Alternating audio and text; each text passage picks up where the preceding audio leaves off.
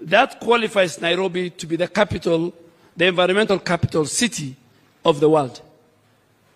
And with the good leadership of His Excellency the President, and you, our First Lady, we have no choice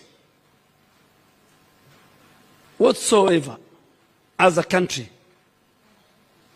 to restore our landscape, to restore our ecosystem, to secure our biodiversity, to plant and grow more trees,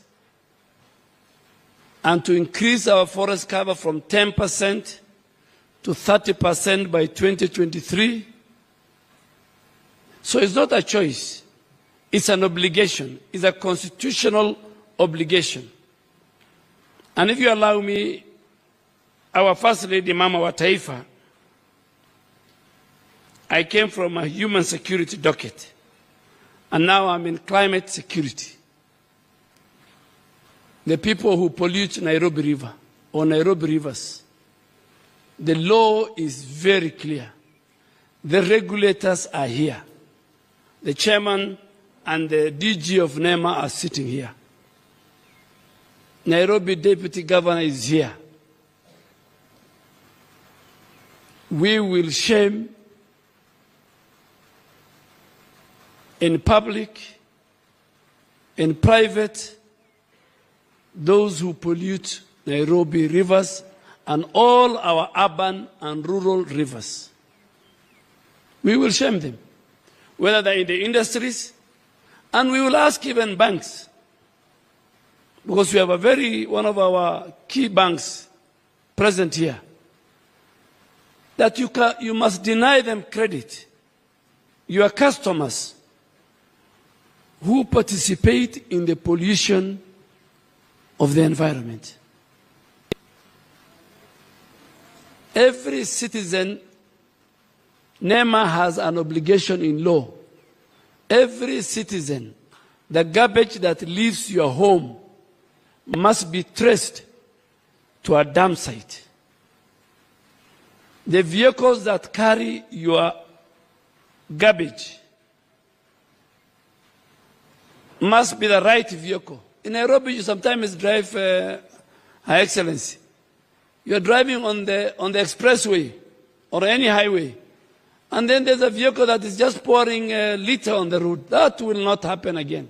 It will not happen under our watch. Grow, plant, and grow trees. And again, that cabinet minister has a target. Every county governor has a target. Every county commissioner has a target. And we said 30% of the 15 billion trees, Her Excellency, will be fruit trees. And that's why, with your help, we want to empower the rural women.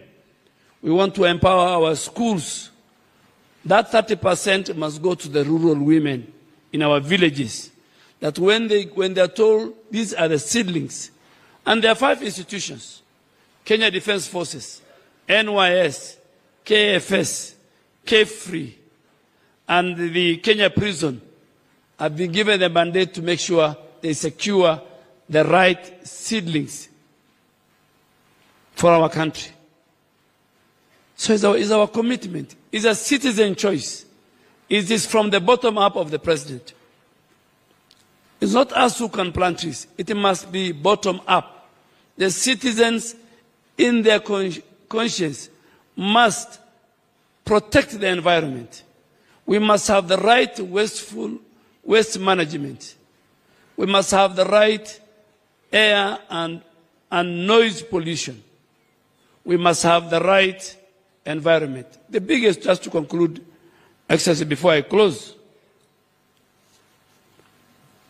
the only place in Kenya which has the highest number of visitors is Karura Forest.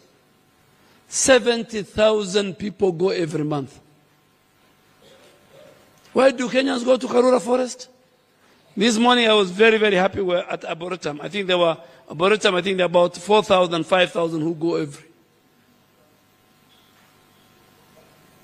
With the work of the city county, we are rehabilitating and bringing the ecosystem of City Park. We want to create another ecosystem in Ngong and Ololua Forest. So those who live in Karen don't need to come all the way to Karura Forest. So this is a very good initiative. Mama wa Taifa, you have our support. Me, I know what you have done with empowering women. I have worked with you many years, close to 15 years. The women you have empowered through Joyua. With their testimony, I know what you touch becomes a success. I know this will be a success. And there are many, many people, private sector, public sector, international organizations involved, diplomatic organizations in our country who will come to support you. You have our support. We pray for you. We pray for our president. We pray for our country. We wish you all the best. Count on the support of the Kenya government on behalf of my boss and on behalf of my colleagues in cabinet and on my own behalf as the minister in charge of this docket. With those many, many remarks, I'll ask you to stand up. It's my pleasure and duty to invite the only one, Mama wa Taifa.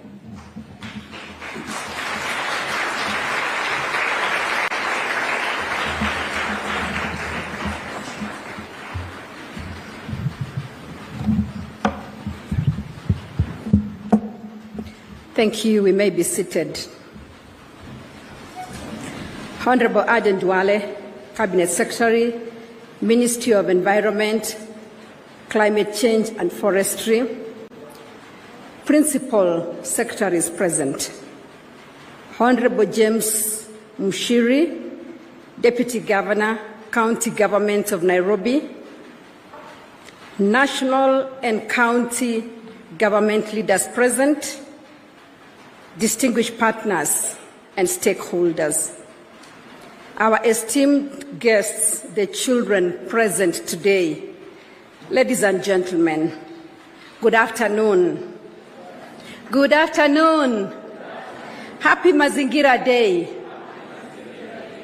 It is an honor to welcome you all to State House today, especially the learners who have joined us from across the country.